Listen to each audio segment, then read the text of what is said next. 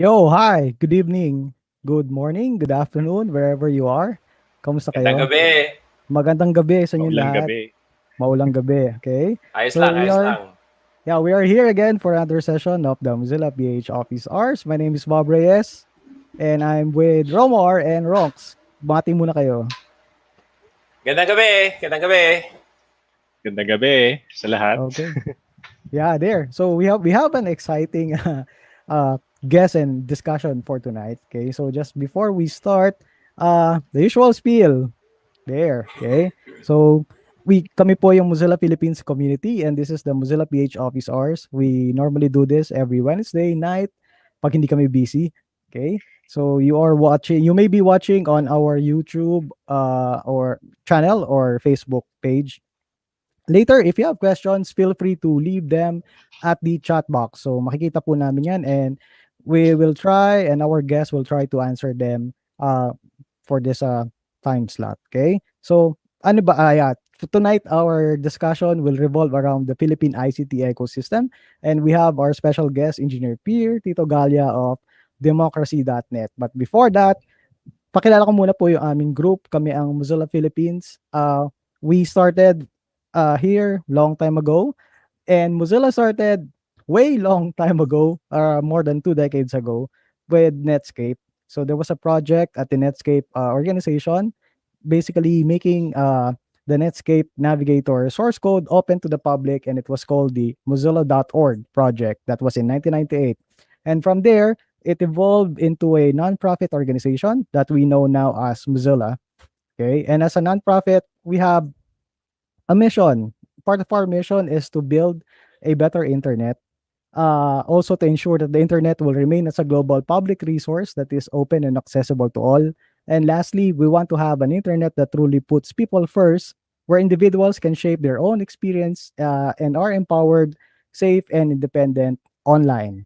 So by doing that, okay, so we established the Mozilla Philippines community more than almost 12 years ago here in the Philippines. So these are some of our team members then. And what's keeping us busy? So we are localizing Mozilla products, particularly Firefox, into 3 languages now. So we have Tagalog, Cebuano, and Hiligaynon. If you want to be part of this effort, it's open to everyone. Okay, not just to the techie persons. Kahit sino pwede. Okay, we advocate free and open source software, online security and privacy through social media, online events, participating in lawmaking procedures, etc. And we are also building our own LMS with contents related to localization, privacy, web development, and ROS programming. We are best known for Firefox, our web browser. So our mantra is committed to you, your privacy, and an open web. And let me introduce you to the Firefox family of products. So just a quick note, yung nasa left side na bilog na Firefox, hindi po yan ang papalit sa logo ng Firefox na web browser. The Firefox web browser still has that logo na merong fox, okay? So ito yung logo, yung bilog is for yung swirling, it's for the Firefox family. Okay? So kasama dyan yung browser, yung lockwise, yung monitor, and yung nasa baba, yun yung mga different blends or flavors ng aming browser. We also have Firefox for mobile, be it on Android or iOS. Okay? So, yun. Yung mga hindi pa nag-update, may Firefox 19 na. Okay? We also have last thing. We have a service called Firefox Relay. So, what does it do? Kung ayaw nyo ipamigay yung email address nyo sa mga website, sa mga kung saan-saang online stuff or places na hinihingi yung email address nyo, pwede kayo mag-sign up ng Firefox Relay. And then doon sa Firefox Relay, pwede kayo mag-generate ng randomly generated na forwarder. So parang siyang fake email address, pero lahat ng emails na papasok doon, ifo-forward niya lang sa totoong email address mo. So anong kagandahan nun? Pag hindi mo na kailangan yung service, pwede mong patayin or pwede mo i-delete yung relay address. Hindi ka na makakatanggap ng spam or whatever email dun sa pinag-sign upan mo gamit yung relay email address. Okay? So libre yan, yung service na yan. All you need to do is to sign up at relay.firefox.com. For the past week, wala nangyari, hindi kami busy. Upcoming events. This Saturday, we will have our Git 101 session with Romar. So Romar will be the one facilitating this on Saturday. This is at 5 p.m. You can still RSVP. This will happen inside the Zoom meeting. So just go to MozillaPH git 101.eventbrite.com to secure your slot. That is a free event. And later this month, on Saturday, July 31 at 8 p.m., we will be having our usual Mozilla PH monthly online meetup. The RSVP link will be announced soon. And yeah, thank you to our friends at Apper PH for sponsoring our Zoom Pro account for the entire year. Maraming salamat. For the next week, we will have people from Apper as our guests in the office hours. Okay, how to join the Mozilla PH community? Napakadali. Just go to join.mozillaph.org. What do we need? We need people from different walks of life, be a techie or non-techie, kahit anong ginagawa mo, student, professional, tambay, pwede. Okay? We just need people to use and test our products so that we can have better and awesome products. We need people to spread the word about free and open source software and online privacy. And we need people who are willing to learn and to be trained in different fields so that there will be more people to be web literate. Okay. So we have a community portal. So this is there. These are our social media touch points. So we are on Twitter, Facebook, YouTube, and on Instagram. And by how to contact, okay, you can always email us at info@mozillaphilippines.org, or you can, if kung kayo yung mga tipo na gusto mag-chat, pwede kayong pumunta sa chat.mozilla.org using any web browser. Okay? Just search for the Mozilla Philippines room. So yun na yung pumalit sa aming IRC room. Okay? So ito na. Papasukin ko na yung ating bisita. Okay? So for tonight, we have a special guest, my friend. Okay? He is the co-founder of democracy.net.ph. So I will let him introduce himself. Okay? So we call on the virtual stage engineer Pierre Tito Galla of democracy.net. Hey Pierre, kamusta? Hi everyone. Thanks for having us. Kasi Maraming salamat for I'm here. I'm here accepting on our behalf of invitation. democracy.net.ph. We are an information and communications technology, rights, governance, development, and security advocacy group here in the Philippines. We some of the things that we've done is that we've helped pass the Republic Act 10844, which is the DICT law, RA 10929, which is the Free Internet in Public Places Act. And yung medyo matunog ngayon, yung Mobile Number Portability Act, we were involved in that. So as you can see, we're all over the place when it comes to Philippine ICT, but we are just like Mozilla in the sense that we are free and open source. We do this out of passion. This is our that's the awesome thing, okay, di ba? That we do this because we love doing this, and we do this para sa bayan, para sa bayan, tama. Cool. Okay, so kamusta ka dyan, Pierre? Just like everyone else all over the world, we are still suffering the pandemic, which, as everyone also knows, lalo na dito sa Pilipinas, highlighted how important ICT, especially ICT services, ICT-enabled services, is in the Philippines, and how wide in some places is the digital divide. Tulad ng, for example, shout out kay sa Tech Sabado hosts, they mentioned that there is this line in Parasite, the movie, about the haves, the have-nots, and the have-nothings. Dito sa Pilipinas, ganun din ang ICT. We have the haves, those na may multiple connections, whatever. You have the have-nots, those depending on only one connection. Minsan, spotty pa, you're using only wireless and it's only edge. And then there's the have-nothings. We have plenty of places here in the Philippines na wala talagang ICT services at all.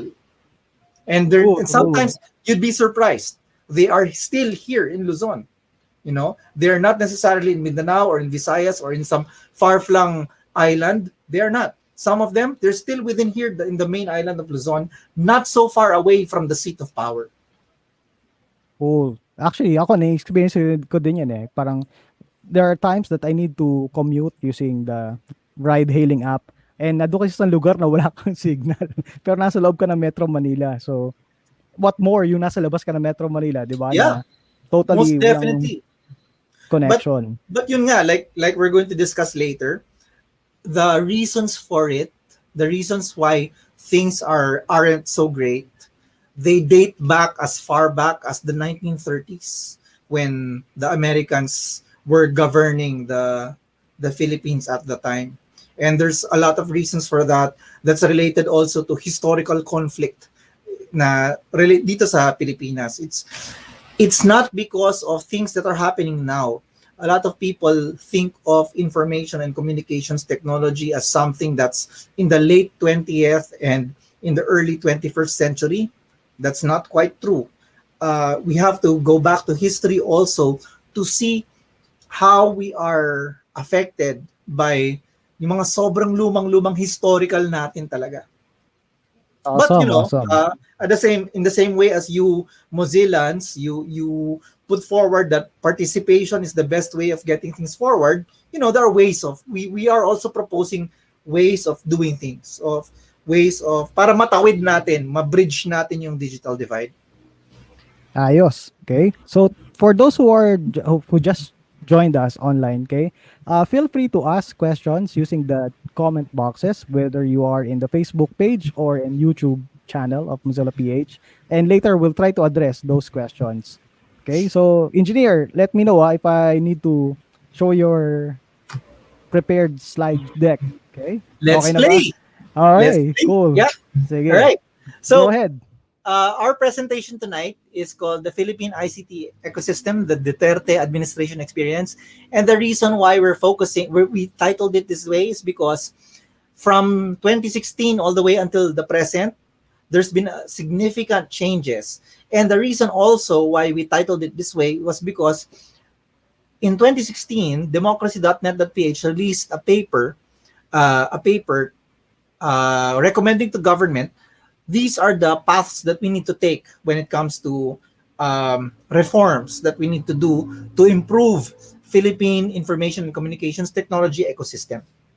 But, however, this presentation will not focus on those things. This will focus on yung fundamentals. Where are we in the first place? And unfortunately, Philippine ICT is a summary of unfortunate events. And I say this with a lot of respect for those who have come before us. Back in the day, na pinipilit nila na i-align, we need to align policy with technology. We don't want to be left behind. We want policy to be always attuned to what the technologies are, even if they're still emerging. So we have to go back to the Spanish colonial period, as recent, so to speak, as the 1830s, when the telegraph was invented in 1938. And shortly after that, people realized that communications could be done not just in long distances, but across islands even. So the first submarine telegraph trials were in 1842. The first commercial submarine telegraph cable became operational in 1850. So very quick. That was just 8 years after. And then, because many countries were already saying, wow, we can actually talk to each other using Morse code, they formed the International Telegraph Union, which is the forerunner of the International Telecommunications Union in 1865. Meaning, this is one of those organizations internationally that's even older than the United Nations. Countries talagang they got together and they were able to put certain standards, certain norms that everybody could communicate by, and everybody adopted the Morse code. Not long after that, The telephone was exhibited in 1876. I didn't say invented. I said exhibited, meaning people could see that how could it work, in a setting related to users just like us. And then not very long after that, the first telegraph cable, which was by a British company, connected Hong Kong to Manila in 1880. This was arguably the birth of Philippine telecommunications. This was the first time that we were wired in 1880. Now, towards that time, remember the Philippine Revolution happened in 1896, right? It was also the same time that radio was invented. Wireless telegraphy or radio was invented in 1896. Then you had the Philippine-American War, where we were taken over by the American occupation. And because they wanted a way to govern the Philippines directly, because the Philippines was directly governed by the United States federal government from the United States military government, they established a direct telegraph route from the United States to the Philippines. The route was San Francisco, Honolulu, Midway, Guam, Manila. This was in 1903. The reason why they really rushed this was because of the lessons that they had in the United States Civil War, where their president, Abraham Lincoln, saw the power of telegraphy of the telegraph in making sure in the disposition of troops, in the governance of the front line, in the governance of the rear echelons, and so on and so forth. That's why it was very important for the Americans to establish that direct telegraph route to the Philippines to be able to govern. And so, under the insular government of the Philippine Islands, we were governed by the Governor General at the time, and the Philippines was relatively untouched by World War I because, we were here in Asia, and we were not even touched by the Russo-Japanese War. What happened instead was that the United States learned from the lessons of World War I, and thus they established they revamped and reorganized and established the United States Navy Naval Communications Service Philippine Division. They had stations in Cavite, Olongapo, and Guam for wireless telegraphy. This was in 1918. On a side note, in 1926, the Bureau of Posts, which was a civilian rather than a military group, they were the ones in charge of wireless telegraphy in the Philippines. So not just communications by wireless telegraphy for civilian purposes, but also for navigation beacons so that ships would be able to travel through the Philippines safely. And there was also ship-to-shore communications that they were taking care of, inter-island communications. That was the Bureau of Posts at the time. Now, what's important to note here is that the radio control law was passed in 1931. And this is one of the root causes on why we have so few mobile technologies. So before going to the 21st century, let's review first what was the state of the Philippines in 1931. Number one, we were under a governor general. So it had to be American. Number two, we had a bicameral legislature. We had a Senate, part of which was elected by district, but the Moro districts, they had to be appointed by the governor general because they didn't want somebody unfriendly to the government to be elected. Then apart from that, the Senate also and the Philippine Assembly, more or less, those who were elected were friendly to the government. And the radio control law made sure that only those who were oligarchs, meaning you were rich, and friendly to the United States government, could get a franchise to operate a radio station. So that this prevented uh, those who were pro-independence at the time, of which there were many, like the former president uh, Aguinaldo, who was still active in helping veterans back in the day.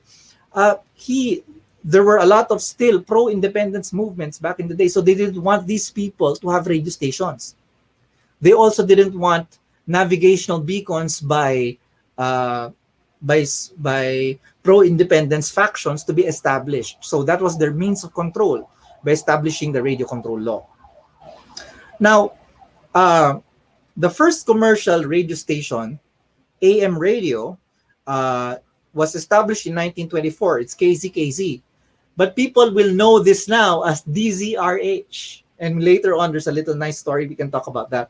So DZRH is the oldest continuing radio station in the Philippines. So shout out to them. They're very they have history and they're part of Philippine history.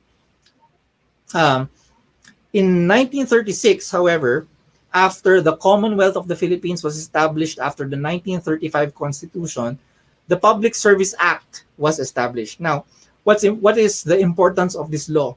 This law also is similar to the radio control law. It required legislative franchises for businesses that they wanted only those who were rich and friendly to the occupation government to have. So, for instance, if you were friendly to the United States government and were rich, you could build a railway, right?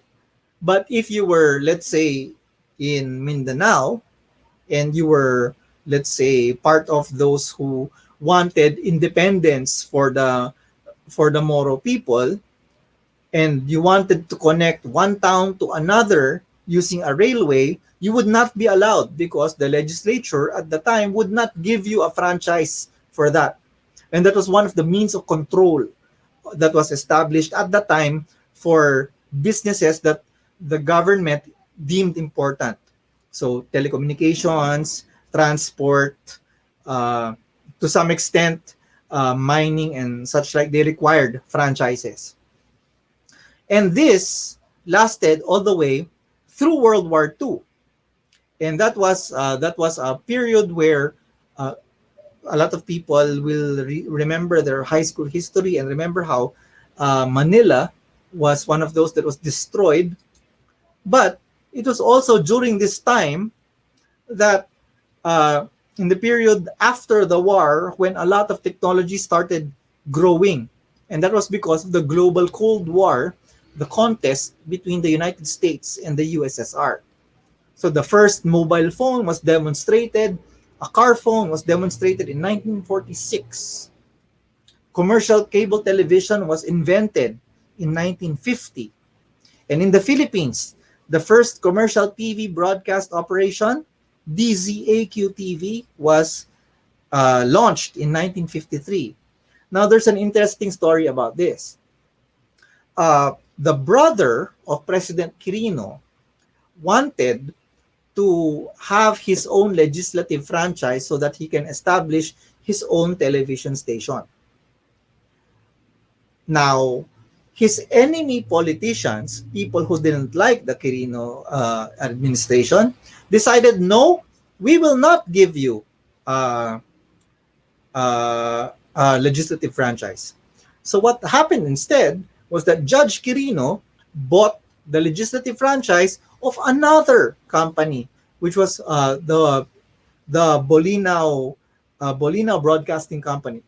So that one was renamed, and then it became eventually ABS-CBN, because through the merger of Quirino's company with Chronicle Broadcasting Network and the first Philippine commercial FM radio broadcast of DZYL FM in 1956, they merged together. We now have ABS-CBN. And this is related also to the fact that it is because of this history that ABS-CBN lost their franchise lately. And that's because of these archaic laws. Um, you have to be friendly to the government to be able to continue to operate these kinds of businesses. So it was during this peacetime pre-martial law era where a lot of things were happening, like the first trans-Pacific telephone cable lands in the Philippines. It's what it connected Hawaii, Guam, and the Philippines in 1964. Uh, and the first commercial communication satellite, Intelsat 1 internationally, was launched in 1965. The internet was beginning to be born through the ARPANET project in 1969, and then martial law happened in 1972. In the Philippines, a lot of technological advancements stopped because the dictator, Ferdinand Marcos, wanted to control all communications to only those he deemed to be friendly to his government or to be worthy to be given communications and such like, which is why a lot of ham radio enthusiasts or amateur radio enthusiasts remember that the current radio regulations until now, because they haven't been changed, still depend on Marcos era issuances controlling radios, because many military thinkers always say this, that there is nothing more dangerous than a man with a working radio. So that's why they controlled radios more than they controlled firearms back in the day. It was in 1979 when Executive Order number 546 established the National Telecommunications Commission. So it's that old.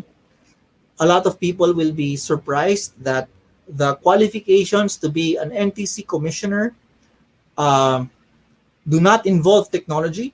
Instead, you have to be a commissioner of the NTC, you have to be a lawyer. And at least one of the NTC commissioners, either the NTC commissioner himself or one of the deputy commissioners, has to be an economist. Does EO 546 say anything about technological capacity? Not really, no. So implied, maging familiar ka lang sa technology, you can be appointed. So anybody off the street who uses a cell phone, plays Mobile Legends, yes, he can be a deputy commissioner of the NTC. So the world's first cellular network was established in 1979. The Philippines did not see that, obviously, because of the control over communications. It was only after the EDSA revolution in 1986 when the first cellular service in the Philippines was established by PLDT in 1987. So that's how delayed we were back in the day. But it was because of the whole, shall we say, gulo that was happening all the time, all the confusion that was going on, that people didn't know which laws applied to information and communications technology. It wasn't clear at the time. So that's why after the 1987 Constitution, we have things like the regulation of cable TV only in 1987, which was partially amended in 1997 by the Ramos administration, but the regulation over cable TV only began in 1987, despite being invented several decades before. And so when the Philippines arrived, when the internet arrived in the Philippines in 1994, lawmakers did not understand what it was when they passed the Public Telecommunications Policy Act in 1995. The Public Telecommunications Policy Act governed analog telephony. So those who are old enough to remember rotary dial, I'm sure a lot of you don't remember that anymore, but those who remember rotary dial or push button telephony on a landline, those who remember pagers and things like that, That was what was remembered and was passed into law, but not the internet. The internet was later force fit into policy. And because of that, we have things like commercial CATV internet connectivity in 1996, not completely governed by the Public Telecommunications Policy Act of 1995. And you had all these laws trying to govern the internet in the use of the internet in the Philippines, so such as Executive Order number 467, which provided for a national policy on international satellite communications. This was recently amended just this year because of the news of Starlink and such like. But the point is, still old. We do not have a legislative framework for this purpose. We have Republic Act 8484, or the Access Devices Regulations Act of 1998, amended by RA 11449 in 2018, governing, guess what? ATMs and similar devices like point of sale devices that allow you to swipe your cards to make transactions.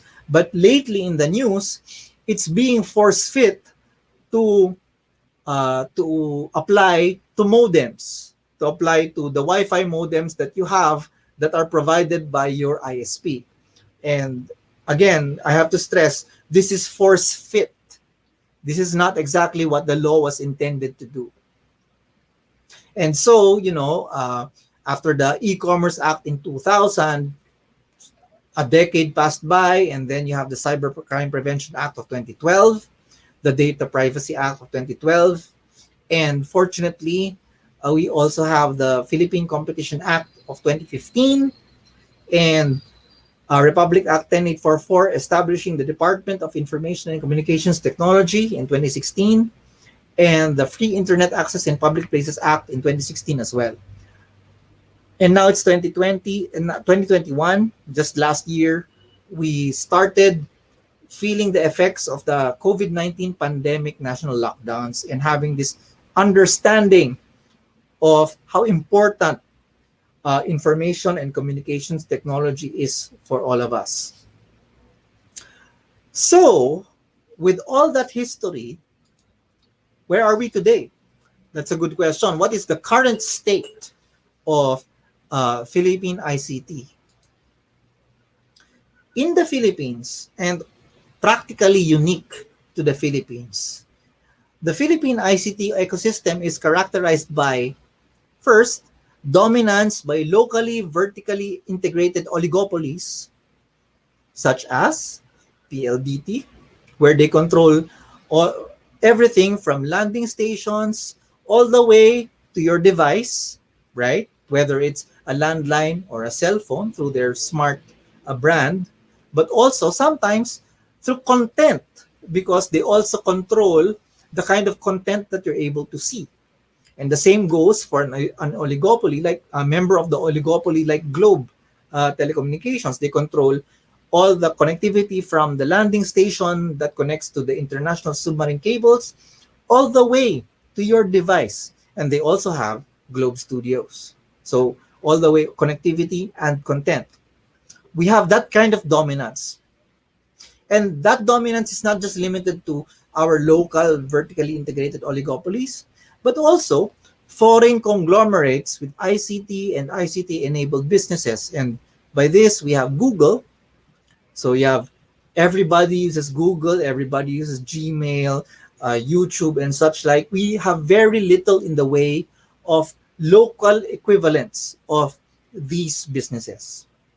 And one of the reasons for that is because we have high barriers to entry that stifle the emergence of new players, the entry of small and medium enterprises, the entry of innovators and innovations and inventors and things like that. If you want to create, for instance, a local telephone system within your barangay, wherever it is in the Philippines, you have to go to Congress to request for legislative franchise. So, for example, a barangay, let's say in Kawayan Kiling in San Carlos, Pangasinan, and you want to connect 10 houses with landlines to just talk to each other, and you just pay a little amount every month for connection to be maintained by your technicians and whatnot. You have to go to Congress to get a legislative franchise for that to work. Otherwise, you would be illegal and you could be penalized by various criminal and administrative laws.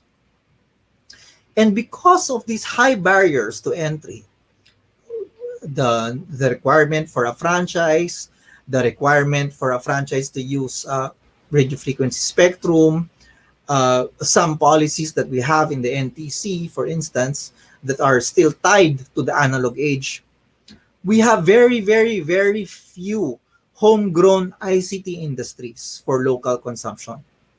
For instance, the Philippines doesn't build any local uh, cell phones for local use, as opposed to, for instance, South Korea, where they built cell phones for their local use, but were able to eventually sell them to the global market. Because of these things, we didn't have really a local market, despite the size of our population. Really didn't happen. And it's also because of our policies that we have this dependence on foreign technologies, on foreign imports and innovations. We have not had encouraging our local inventors, our local innovators, our local scientists to build something that's truly local. And our existence within the Philippine ICT ecosystem, meaning when we use the internet, when we use the World Wide Web, there's a low emphasis on the upholding of civil and political rights. One of the strongest examples here is libel, right? The libel law in the Philippines is one of those tools used to shut people up, right? If you're powerful and I don't like what you said to me, I can sue you for libel. And because of how the way the libel law is written, you have to prove, not me, but you have to prove that you had no malice in what you were saying about me. And because of the cybercrime law, it makes it worse. You know, the laws, that the way that it is applied on you, if I do something and I use a computer to do it, I will be punished one level higher, as if using the internet or using technology makes a crime worse or an offense worse, as if it was. And that's what makes the current Cybercrime Prevention Act really unfair. But even if we're not talking about the Cybercrime Prevention Act,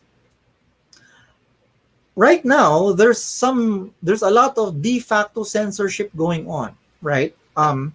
Some of you, our viewers, right, watch porn, right? Watch adult entertainment.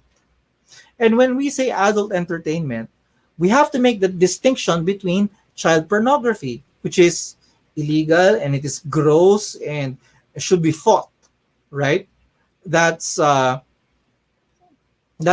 really bad.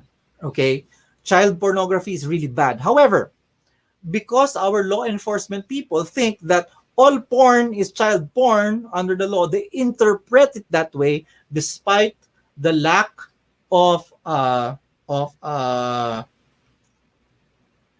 suit or Supreme Court decision on that.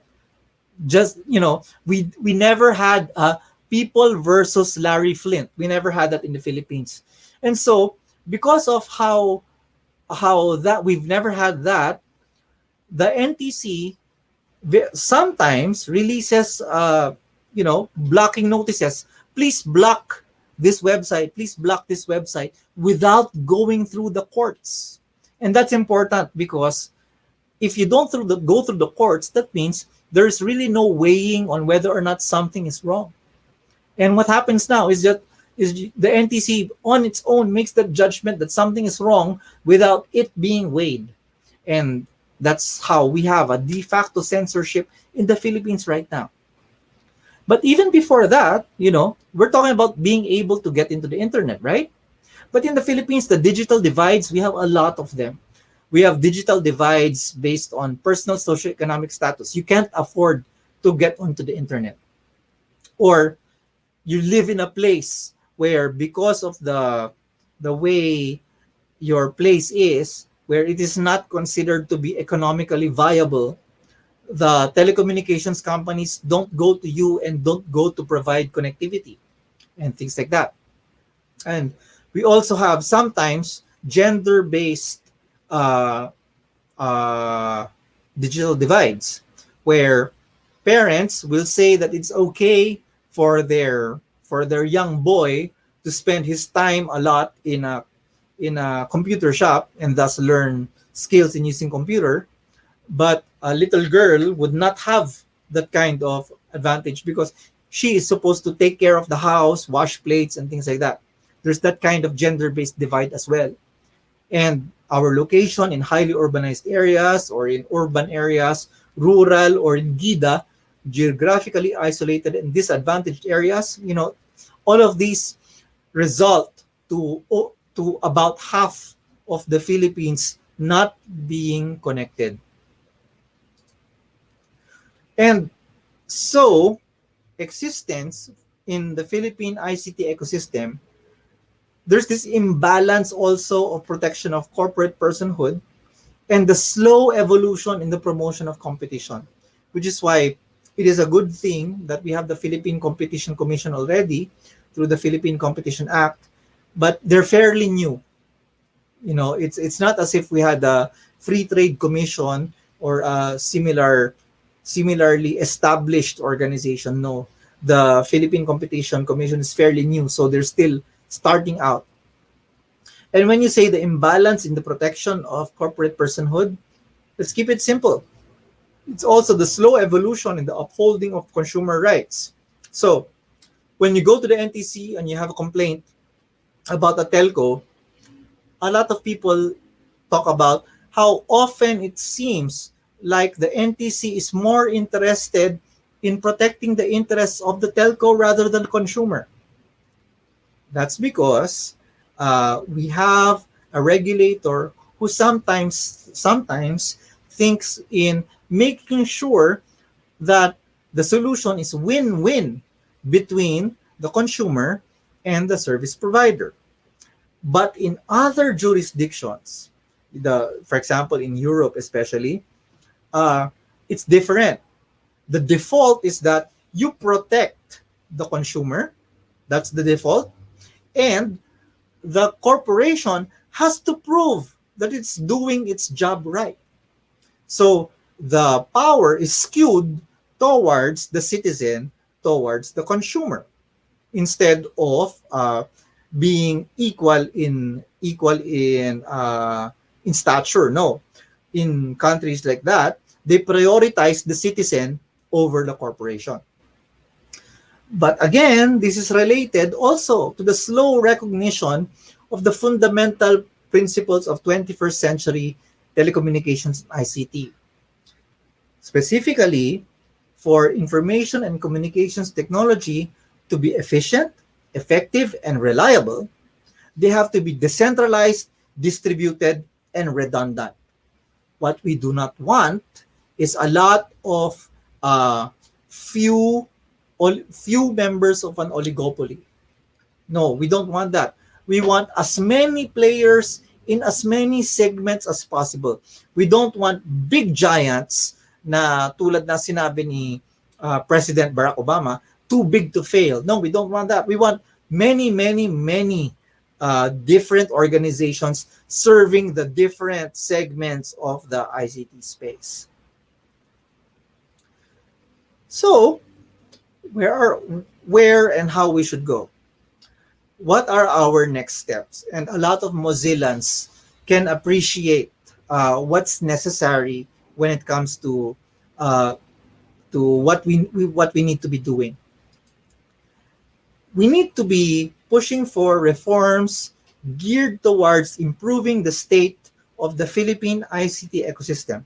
And we need to anchor this on four things. First, increasing the competition space. We want as many players to be established in the Philippines as possible. We need to aggressively roll out national ICT infrastructure. One example is this. Metropolitan Tokyo is barely 3,000 square kilometers. Very small, right? Metropolitan Tokyo. And they have a whole lot, about 25,000 cellular points of presence there. The Philippines is 300,000 square kilometers of 7,641 islands, which is about 2,000, just above 2,000 are inhabited. And yet we only have a total of 25,000 cell sites, but they are not serving everyone. They are redundantly located, so it more or less seems as if only half is applicable. So we need to have this aggressive rollout everywhere, not just in the urban areas, but especially in the rural areas where communications is one of the key ways of increasing quality of life and economics in the far-flung areas. And to do this, two things have to happen. We have to ensure and promote a level playing field. And when it is not a level playing field, we need to have targeted government intervention to ensure equitable development. So, what do we need to anchor our Philippine ICT ecosystem when it comes to our use, tayo, we, the people? We have to argue it on rights. Our rights online, our rights offline. If you cannot steal from my pocket in real life, you should not be able to steal from my e-wallet at the same time. So things like that we need to recognize. Our rights online are our rights offline. Our governance, we need to implement 21st century governance for 21st century technology with backward compatibility for legacy technology, and we future-proof as we go along. Meaning, things like the Radio Control Law, which is 1931, or the Public Service Act, which is 1936, they need to be upgraded to 21st century governance. We shouldn't be locked into so far in the past where even ice plants are still controlled by these laws. We also need to promote development. We need to anchor development, because how can you enjoy the benefits of being online if you don't have the opportunity to be online? So we need to have unfettered, unprevented opportunities for all to access fast, reliable, and inexpensive ICT services if we choose to do so. Meaning, we should have the ability to connect to the web any way we want if we choose to connect. But we are not forced to choose to connect if we don't want to, which ties to the final anchor of improving existence within the Philippine ICT ecosystem, which is security. We need to be protected from bad actors by the state, which is why we want to be protected against cyber criminals, but we also want to be protected from abuses by the state. We don't want, for instance, the state to be surveilling us just because they want to, not because that there's a reason, not because they got and they don't have a warrant to do so. So let's go through a laundry list of proposed ICT reforms initiatives. One of the most important ones right now ongoing in Congress is open access in data transmission. What we're trying to do here is bring fundamental Philippine ICT governance to 21st century technological realities. Congress, meaning the House of Representatives, they've already made it go through. And the issue is it's still being discussed in the Senate. It's pending in the Senate Committee on Science and Technology. So if anyone among you has a way to get in touch with committee chairperson Nancy Binay, Senator Nancy Binay, please urge her to have a hearing on this bill already. Similarly, the amendments to the Public Service Act regarding ICT specifically, it will correctly differentiate utility from service because ICT services do not form natural monopolies. Unlike water distribution, unlike power distribution, for ICT, you can have as many connections as you want into a household or for a person instead of just one for water or just one for power, right? And that's why ICT does not form natural monopolies, and therefore they should not be classified as utilities. And that's why this bill should be passed so that there will be more ISPs that can grow and operate and provide us more competition and better service. We also need to review and amend EO 5 or 6, the NTC Charter, because we need to ensure higher levels of cross-functional and technological competence of the ICT regulator, right? We want people who know technology to lead the technology regulator.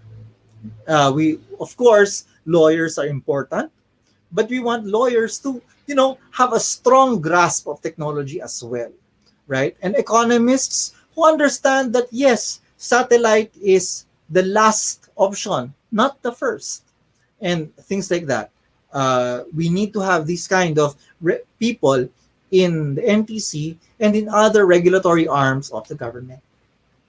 We also need to review and amend Act number 3846, our 1931 law, so that, we are not tied to an early 20th century law that governs 21st century realities.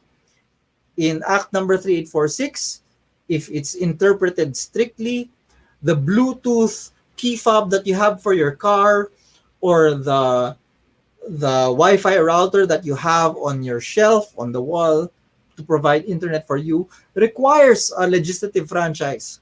And that is not true. It should not be the case.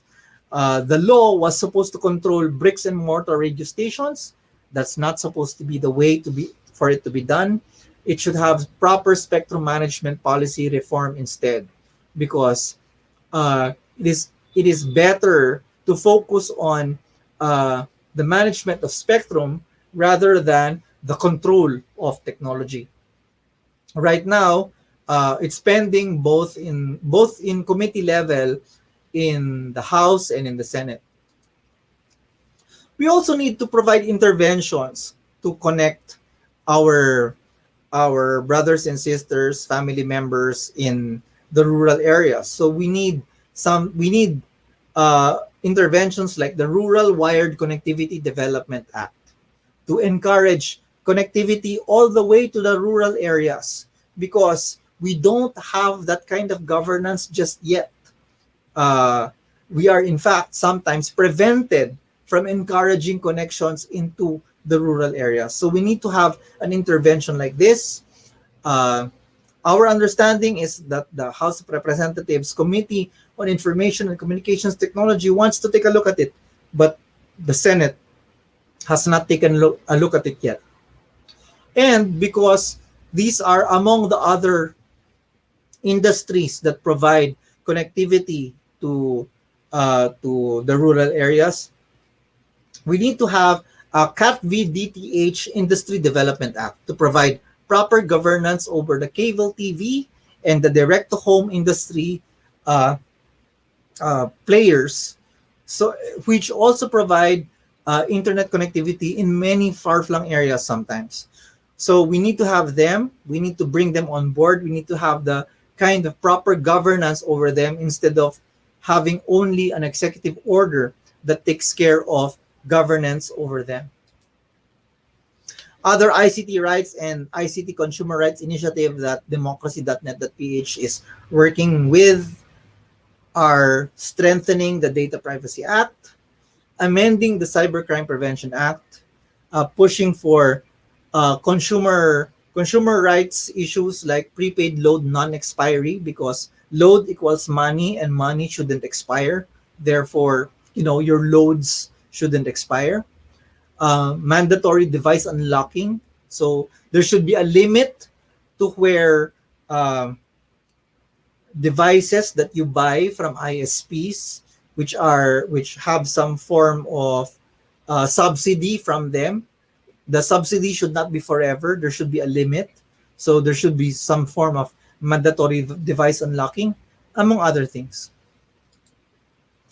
And our touchstone, our North Star for the for democracy.net.ph is still the Magna Carta for Philippine Internet Freedom. There is a need to institutionalize a framework for rights, governance, development, and security for Philippine ICT. Currently, it is stalled in the legislature. It hasn't been refiled even, but various legislative initiatives have been enacted from the MCPIF, such as 10844 establishing the DICT, 10929 for free internet access in public places, and they have helped shape other independent ICT reform initiatives like 11202 on mobile number portability, and proposals like the Rural Wired Development Act. So, what can Mozillans do? And what can all of us as ICT advocates do, as believers in how we can make things better? Our collective task: support ICT reforms initiatives. Something simple as writing your congressman and senator and urge them to pass ICT reform bills pending in the legislature. If there's a bill that you believe in, write your congressman, write your senator, tell them, this bill I believe in, therefore please pass it. Please hold a hearing on it, just as I mentioned earlier. And since we have the elections coming up in 2022, register to vote and elect ICT champions. Vote for local and national candidates with a strong ICT governance and reform track record, or legislative agenda for ICT reform, or a demonstrable commitment to Philippine ICT rights, governance, development, and security. If they say, I don't know anything about ICT, well, learn, because this is the world we live in. And simple things like, if your barangay chairman is so selfish about not wanting a cell site to be erected in your area, that's the kind of guy we don't want if you want to be connected. And which brings us to finally what all of us, not just Mozillans, but all of us as citizens, we can do.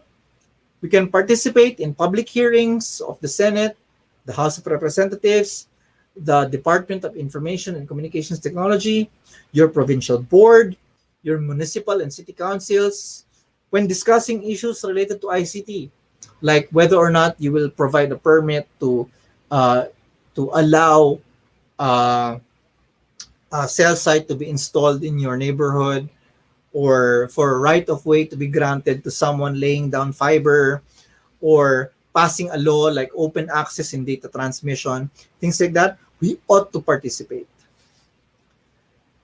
And the Mozillans, through your representatives like Sir Bob right there, we are very happy to provide to you our 2016 paper, The Problem of PH Internet, How President Duterte shall I say, could have made Philippine telecommunications faster, more reliable, cheaper, and more accessible across the country. It's provided to Sir Bob. I'm sure you can get it through him. We have a full graphic of the historical timeline should you want to dig deeper into the history of Philippine ICT.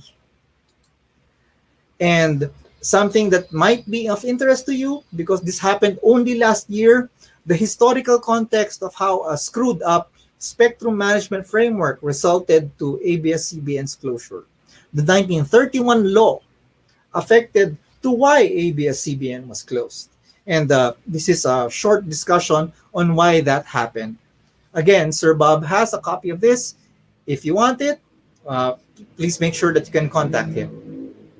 And that, ladies and gentlemen, thank you very much. It's such an honor to have a talk before Mozilla PH. Oh, Pierre, maraming salamat. It is our honor to have you in this live stream and to have you as our special guest. So, yung unang tanong, so for those who are watching right now in YouTube and Facebook, feel free to use the comment box to leave your questions. I know that our schedule is until 10 p.m. pero I told the team we can extend until 10:30 p.m. Walang problema. Sana okay din lang sa'yo, Pierre. If you're still free, we can extend until Of course. 10:30.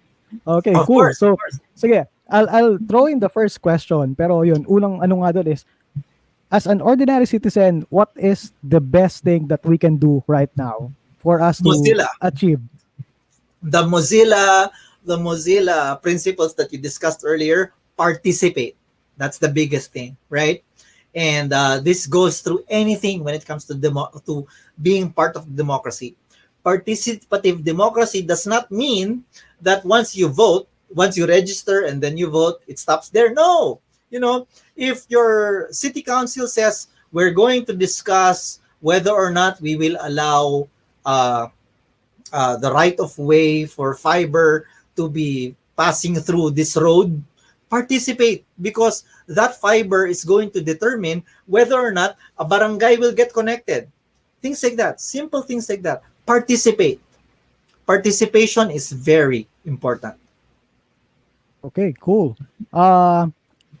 Maybe for the audience, if you have questions, also to my team here, Romar, Frederick, Ronks, if you have questions to Engineer Pierre, now is the best time.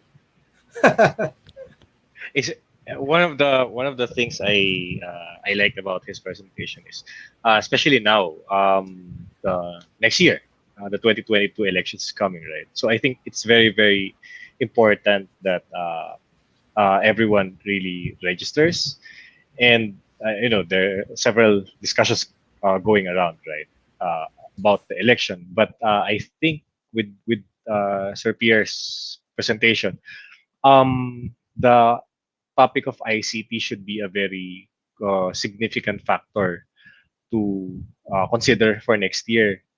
Uh, because I realized, okay, we're going to have new candidates, or maybe re-election is coming in. But of those who are running for next year, which of them are champions with regard to the ICT, right? And I don't know. And with this presentation, I think it's a good opportunity to know who supports it not just as a lip service, who is really willing to Those commit. are very good questions. Unfortunately, I cannot answer them for 2022. I cannot. Uh, Yeah.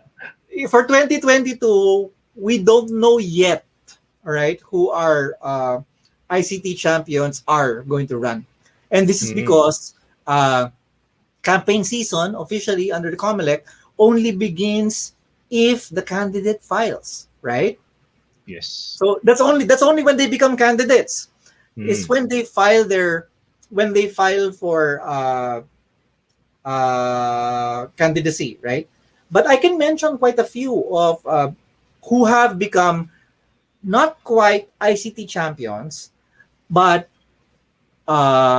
let's call them people who supported ICT reforms initiatives, right? So let's start. If you're going to talk about RA 10844 or the DICT Act, right? Uh, that's Senator Ralph Recto. He really pushed for it because he understood that if we have a DENR that provides stewardship over the Philippine environment, we needed to have also a steward for Philippine ICT because it is equally an ecosystem, right? Senator Ralph Recto understood that very well, and he was supported at the time by Senator Bam Aquino. And Senator Bam Aquino also filed the Magna Carta for Philippine Internet Freedom, just the same as uh, as the late Senator Miriam Defensor Santiago. And the difference between their two bills was Senator Bam Aquino at the time inserted he wanted to have free internet access in all government offices, in all public schools, in all barangay halls, in all health centers. Bring internet connectivity to the lowest possible denominator. And that was later taken out of the MCPIF, and it became RA 10929, the Free Internet Access in Public Places Act. So silang dalawa ni Senator Bam Aquino and Senator Sherwin Gatchalian, they pushed for that really because they saw how valuable it is to bring internet connectivity to the last possible connection point, which in the Philippines is the barangay hall. 43,000 barangays in the Philippines. If you can connect all of them, that's going to be a game changer for Philippine ICT, right? Because that's the absolute basic. And then you have the public elementary schools, then you have the public high schools and such like. So that is why the DICT has that mandate to make sure that all of these places get connected, so that it's not just in the cities, hindi lang sa urban areas nagkakaroon ng connectivity, but there's at least basic connectivity in the rural areas. That was why you have 10929, right? Also, shout out to Senator Sherwin Gatchalian. He has spearheaded a lot of consumer related ICT bills, right? Like mobile number portability. 11202 was really what he pushed for.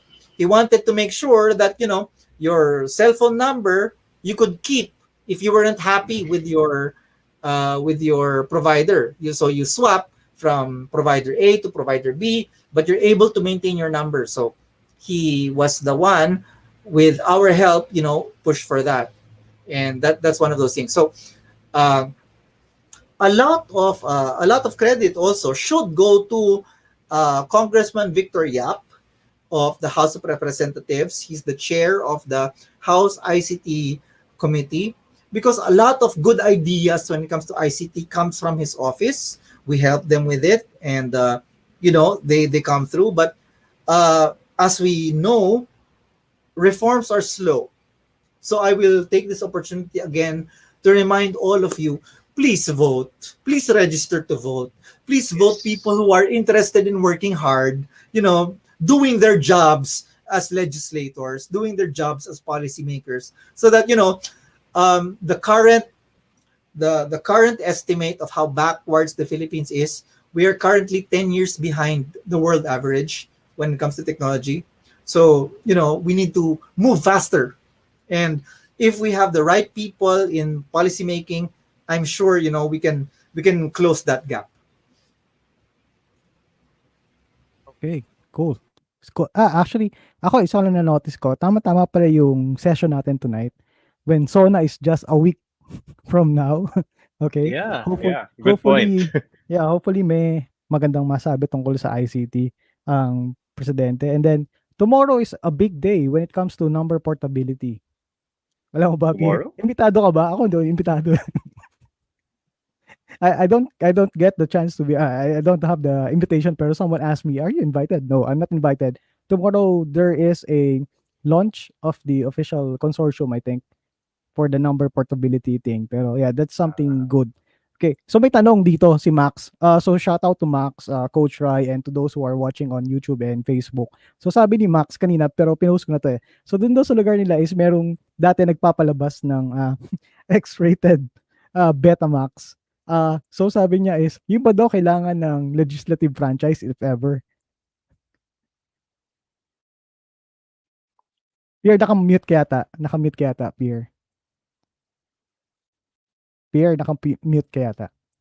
Yeah, I'm sorry. Yeah. I was laughing. I was laughing about that. Yeah, hello Max. Hello from Cebu. In the first place, that's not really ICT related. That's content. Okay. Let's make that distinction. Content is separate from ICT, okay? Guys, freedom of expression. Content should be treated differently from the transport, right? Even in the OSI, the Open Systems Integration layer, right? You never treat content as the same as transport. So if your internet connection, that's it. What you use, what you watch in your internet connection, that's up to you totally. So, question ni Max. O sige, they wanted to play Betamax of X-rated. That's not an ICT problem. That's an MTRCB problem. Pero But, yung original question niya doon is, I think, tindahan lang na naglaglag ng kable sa subdivision. oh, well, yeah, sure. Strictly speaking, that's not ICT because it's not two-way. It's broadcast, right? It's cable TV essentially.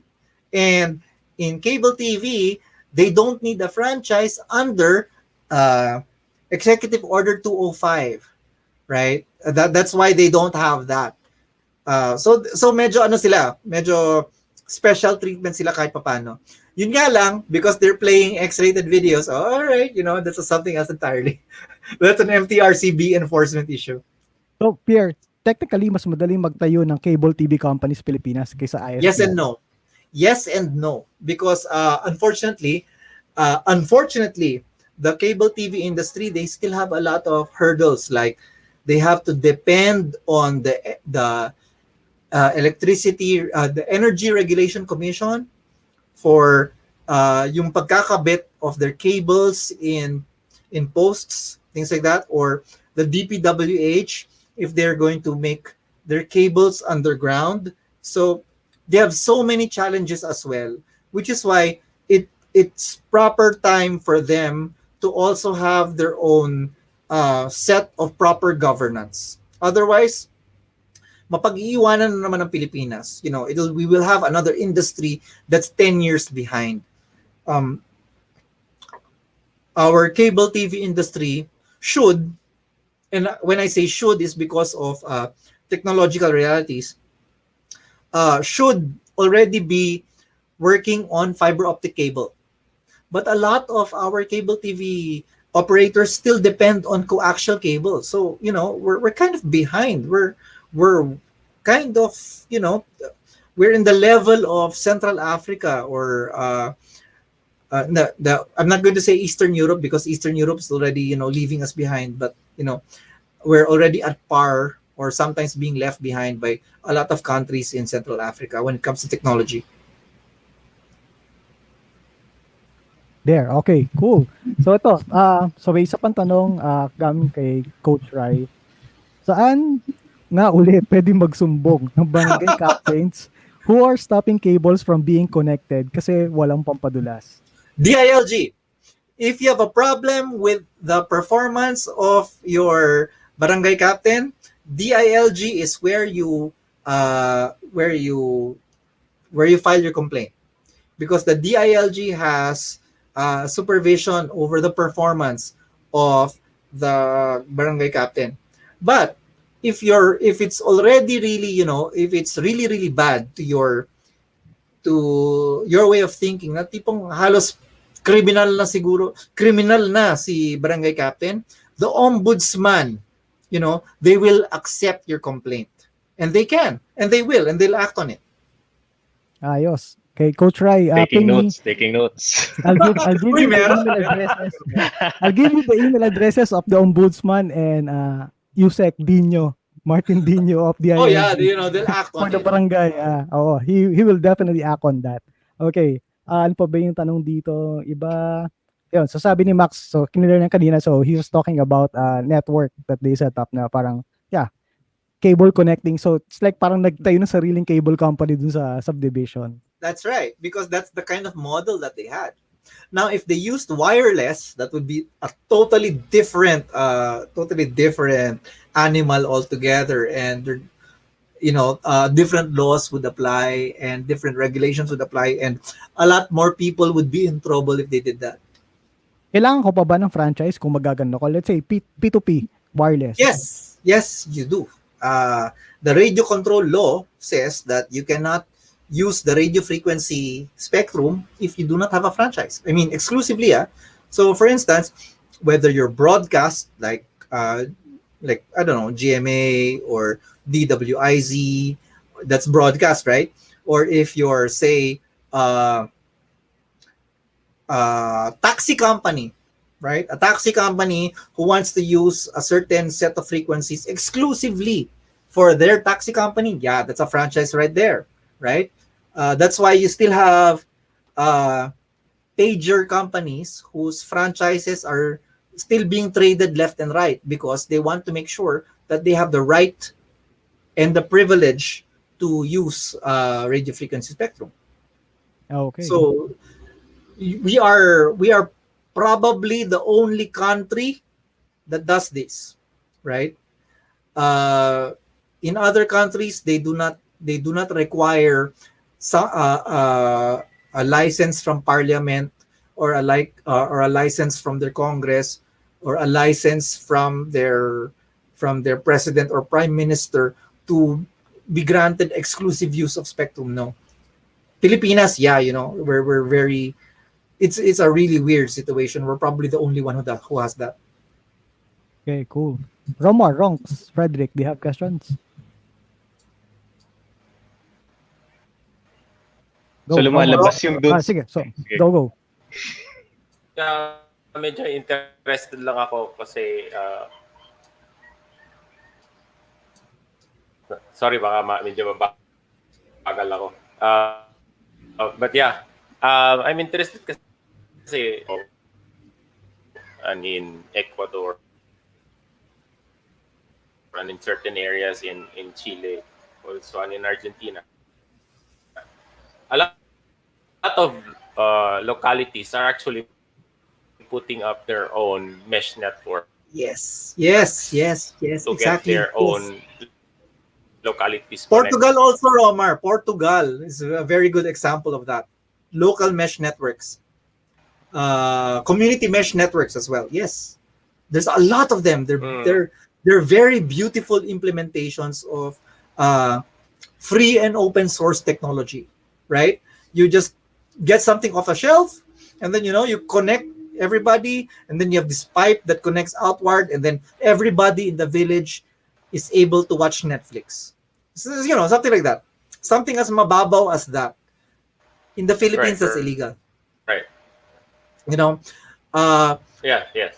it, either the person who does that is the local government under the power of inherent franchise, right? So, for example, your city or your town, they have an inherent franchise because who they are incorporated already and thus have the power without having to go to Congress to establish their city network.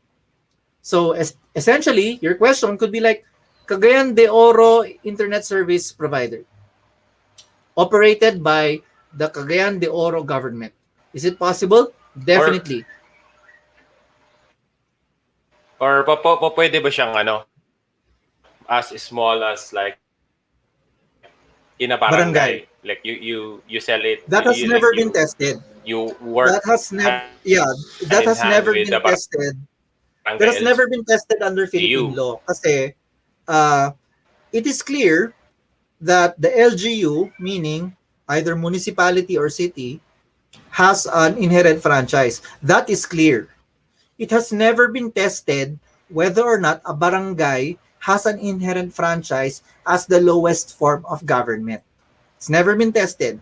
But so there's the possibility that it can be tested. So, labanan all the way to the Supreme Court. Why not? If we're willing to fight for it, why not? Let's fight for it. And that's what I think is beautiful in the ICT space. ICT inventors, you don't Nice. tell them that you cannot do something. They will find a way to set it up and make it happen. And and I've always seen ICT advocates, willing to fight their way all the way to the Supreme Court, to the High Court if need be. And I think that's beautiful. So it's never been tested, but why not? Let's find out. Does the barangay have an inherent franchise? We do not know. Cool. Maybe something that Romar can experiment on in their local. Why not? Why not? Okay. The fines are going to be very big, Romar, so be prepared to fight. The fines are We, big. we need to Yeah. have a good lawyer. Okay. Ronks, do you have a question? Ay, hindi. Yung sa ano lang, magko-comment lang ako kanina kasi nga, it all goes back dun sa mga archaic laws natin apparently. Yeah, definitely. Our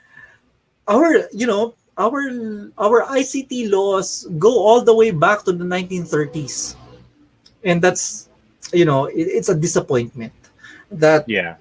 we haven't really we haven't had periodic review of our laws and upgrading them to 21st century realities.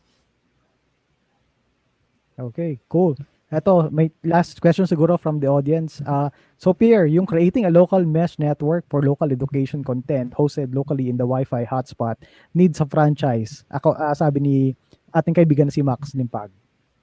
Yes, that's a headache, but yes, Max, we are breaking the law if we set one up. So I think we go back to the hackers ethos back in the day when mga friends natin tulad ni Steve Wozniak and similar people who said na, no, doesn't matter what the law says, we can do it. As long as you don't get caught, and I hope you don't get caught, make it happen. You're not Okay. hurting anybody. In fact, you're helping people. I don't, however, encourage the law being broken. I encourage instead, you know, reforming the law, Yeah. because that makes for a longer lasting impact for everyone. Ayos. Okay. Fred, do you have a question? Yeah, dumating lang kasi sa utak ko kasi before when I was in the province that was I don't know, long time back. Is it legal not to allow other ISP player or cable TV player to install their infrastructure in that local city? Because before I remember na they have their own local cable TV or ISP provider. So si PLDT, si Globe could not install their infra on that particular city. Is it legal, sir? That is why it was a major win for the Philippines to have the Philippine Competition Act, because acts like those are considered to be anti-competitive behavior, right? We don't want a situation where you are preventing competition from entering an area. We don't want monopolies. We don't want exclusivities, because those kinds of things prevent choice. They prevent service quality from going up. They prevent prices to go down. So if that still happens, you have an ally, and that ally is called the Philippine Competition Commission. And I can see that question. Sabi ni Coach Rai, pati sa condo. Interestingly, the Philippine Competition Commission came out with a decision saying condos can't do that. Report your condo. The condo will be fined very, very hard. Yeah. Cannot I have the think same.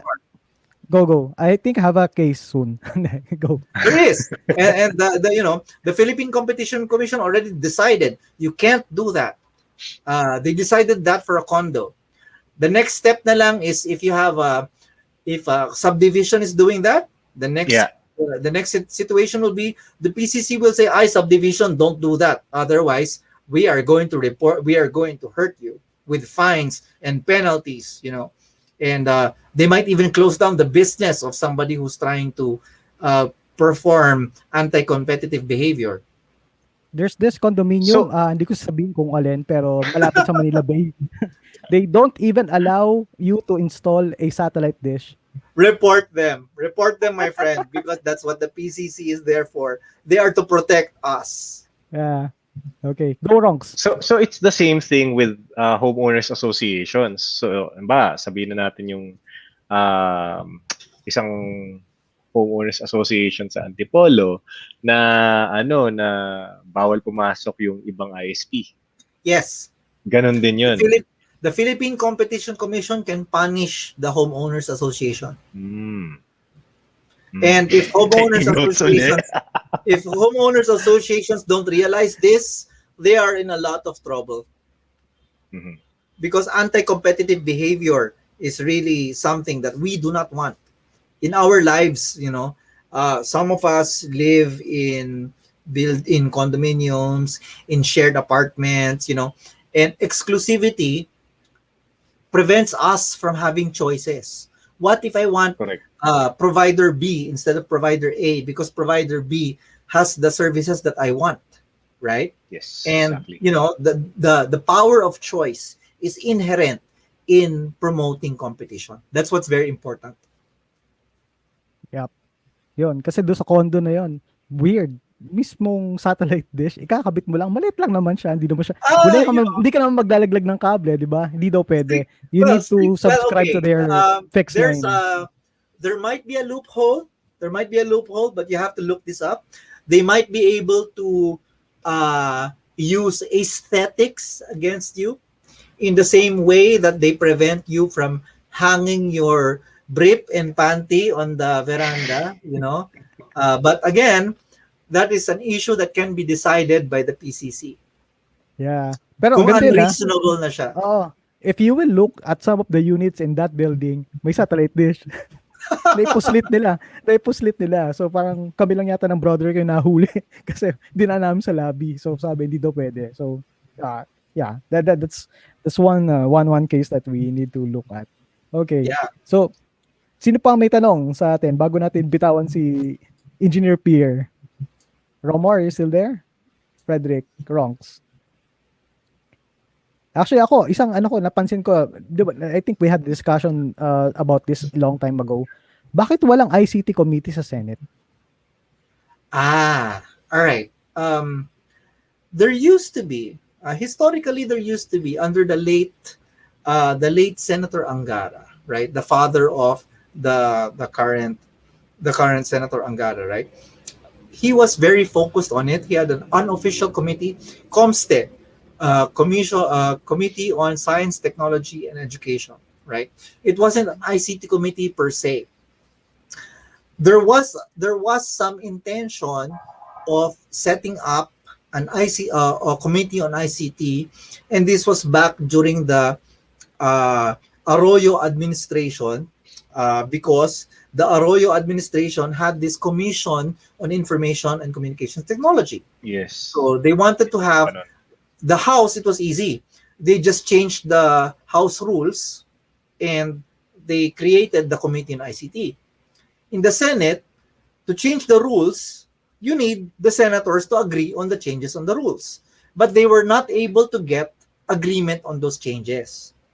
So what happens now, if you have an ICT bill, it either goes to public services or science and technology or economic affairs, right? Sometimes it even goes to national defense and security.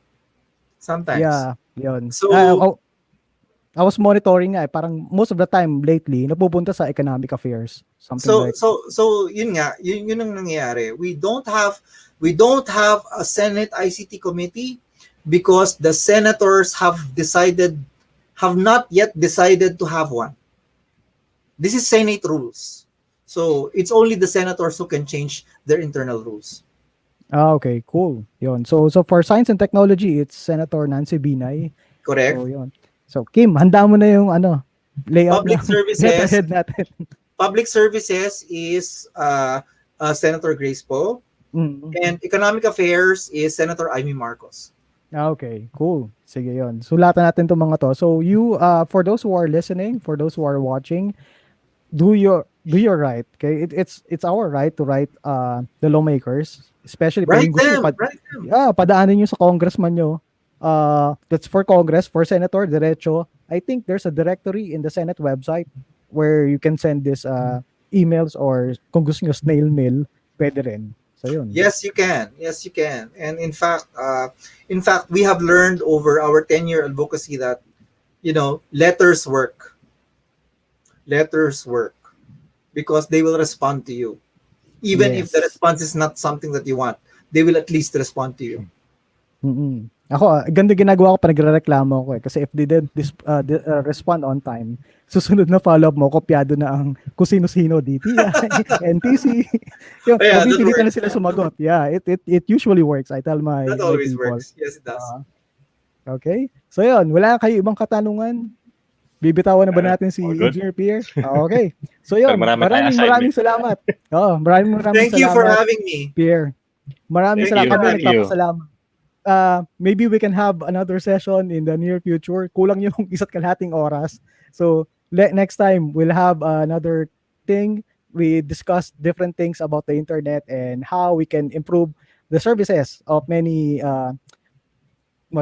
commercial players in the Philippines. Maraming salamat, Shout Pierre. out to Mozilla. Shout out to Mozilla because you guys believe in free and open source, not just software, free and open source technology, right? Cool. FOST, sobrang importante. We can have FOST implementations for our farmers, for our fishermen, like blueprints for tractors and things like that. FOST is the way to go. Congratulations, Mozilla. You guys rock. Maraming salamat. Yun din yung dinadasal namin na hopefully, parang sa Germany, ganun sila. So, hopefully, soon, we can have better things. Maraming salamat sa lahat na nakinig, nanood sa YouTube, sa Facebook. Makita-kita tayo next week for another session of the MozillaPH Office Hours. This is Bob Reyes. I'm with Ronks, Romar, and Frederick. Okay? Maraming salamat, Pierre. Hanggang sa ulit. Maraming salamat. Bye-bye. Maraming salamat. Paalam.